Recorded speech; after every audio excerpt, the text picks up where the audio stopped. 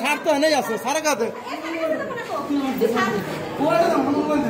আমি বলছি মিস্টার আমার কিন্তু চরম রাখা যাবে এখন তো তোর কিন্তু কোটা নিয়ে আমি কি করছি তো ছাই রাখছি নবী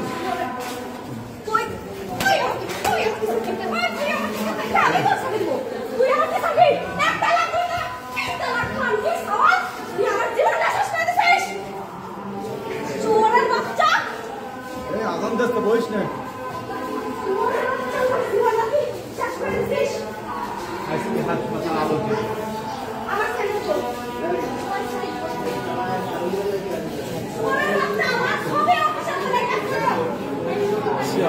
রে কাবারি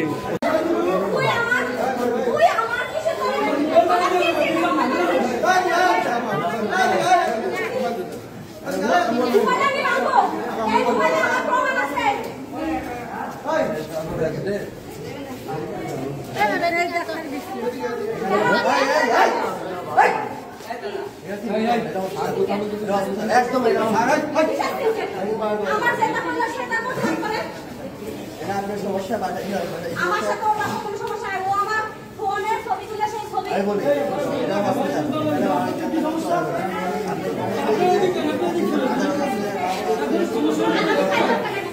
এটা এই ভিডিও করেন কে ভাই ভাইয়া আমি অনেক বড় হ্যাঁ আরবির ঘর সাথে মোবাইল দাও তোর মোবাইল কে সাথে তুই আমার ভিডিও কেন করছিস তোর আমার মোবাইল ভিডিও কেন করছিস তোর বোন আমি মোবাইল দিবো হ্যাঁ আমার মোবাইল দিবো আমি তোর মোবাইল কেন তুই আমার কটা মোবাইল মারছিস তুই আমার কটা মোবাইল মারছিস তুই আমার কটা মোবাইল মারছিস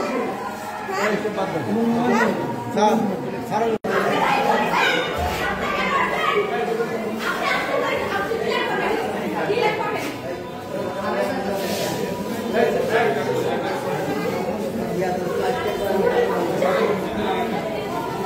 ও আমার হাজবেন্ড কোর্টে মামলা করতেছে। মামলা চলাকালীন ওর সাথে আমার ভালোই সম্পর্ক ছিল, আমার সাথে মিউচুয়াল হবে। যখন দেখছি ওর সাথে আমার মিউচুয়াল না, আমি পুরোই সেপারেশন হয়ে গেছি। ওর সাথে আমার এখন কোনো যোগাযোগ নেই। ও গতকালকে রাতে ওর সাথে আমার কিছু ভিডিও বা ছবি ছিল, সেই ছবিগুলো দিয়ে আমার হোয়াটসঅ্যাপে পাঠায় আমাকে ব্ল্যাকমেল করতেছে। বলতেছে এই ছবিগুলো তুই মানুষের সাথে অকাম করে বেড়াইছে, সেই ছবিগুলো এখন মিডিয়ায় ছেড়ে দেবো, সোশ্যাল মিডিয়ায় ছেড়ে দেবো, তারপরে দেখতে কি হয়। এই কালকে রাতে এটা পাঠাইছে, তারপরে আমি এখানে আসছি।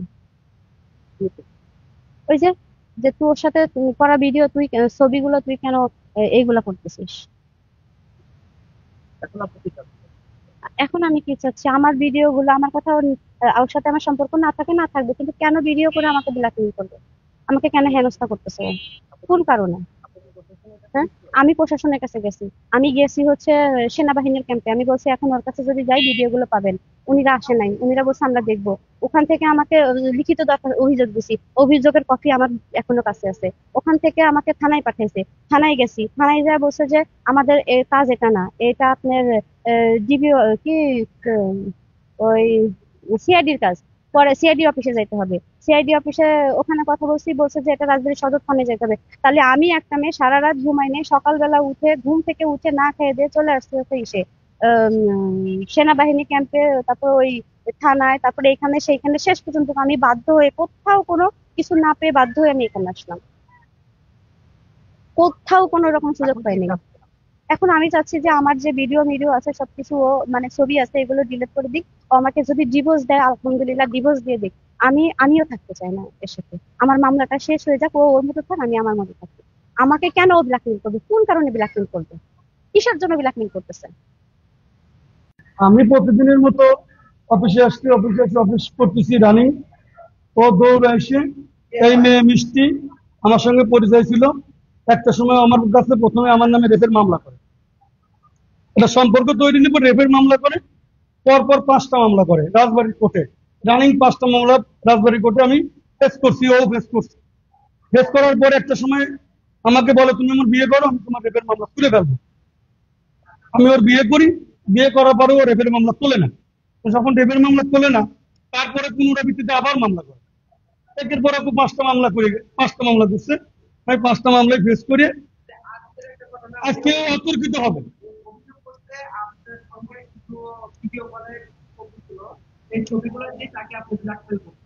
এখানে তো মামলা চলাকালীন অবস্থায় কেউ ব্ল্যাকমেল করা যায় না। আমি কোনো সাক্ষী প্রমাণ বা ওর এগেনস্টে আমি কোর্টে যে মামলা ফেস করতেছি 5টা, কোনোদিন ওর বিরুদ্ধে আমার কোনো অভিযোগ করিনি, কিন্তু ও আমার বিরুদ্ধে বহুত অভিযোগ করে গেছে।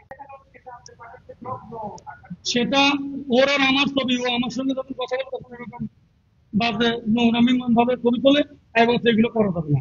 এই ছবিগুলো তুমি কিন্তু আর দিবে না। না না না না। আমার স্ত্রীকে আমি নেটে দেবো কেন?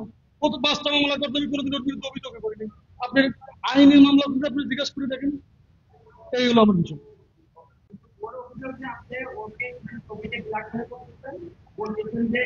ও হ্যাঁ হ্যাঁ, আচ্ছা আচ্ছা, না না না, নির্দেশ ছাড়ার তো কোনো প্রশ্ন নেই। যেহেতু আমার এখনো বিবাহিত স্ত্রী, ও তো আমার বিবাহিত স্ত্রী, এখনো তো আমরা সারাসারি হয় নাই। শরীয়ত মোতাবেক আমার স্ত্রী। তো এখন আমার স্ত্রী যদি অন্যায় করে, তো আমি তো তার ভয় ভীতি থাপড় সাপড় দিতে পারি, তার সাবধান করে। না না, নগ্ন ছবি না।